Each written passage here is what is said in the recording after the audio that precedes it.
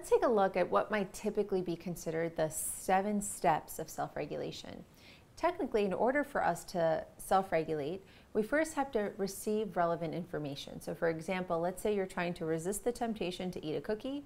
You would first see the cookie and have this little stimulation coming to your brain that says, I want the cookie.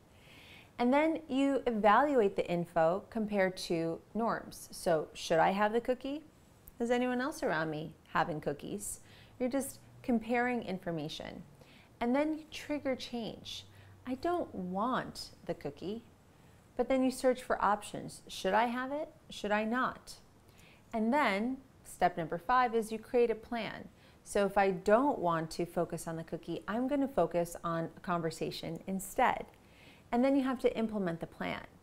And then you assess, is the plan effective? That's basically what happens anytime we self-regulate. Obviously, a simple process that happens in a matter of moments. And the key components of self-regulating well used to consist of 3 pieces, or the usual model of self-regulation would state that you would need 1, a clear standard, which would be either a goal or a norm or an ideal, such as I don't typically have dessert after lunch.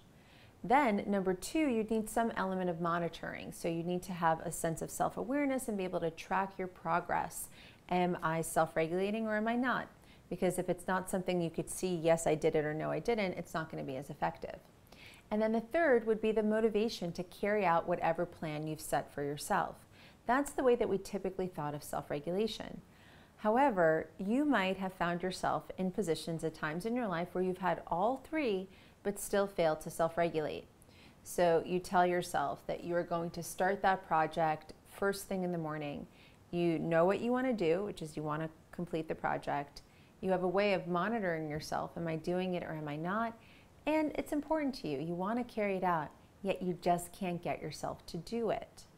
Or let's say you really value your physical health and your well-being, and you want to start getting out and being more active.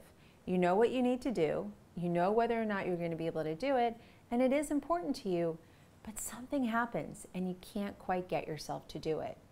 The reason for it is there's a 4th component to self-regulation, which is the strength, or what we call the willpower, the capacity to actually execute on that plan. It's important to keep in mind that sometimes we might want something, or we might want to want it, but just wanting it is not enough to get ourselves to do it. That we also need to have the capacity to put that plan into action. Next, we'll explore what is willpower.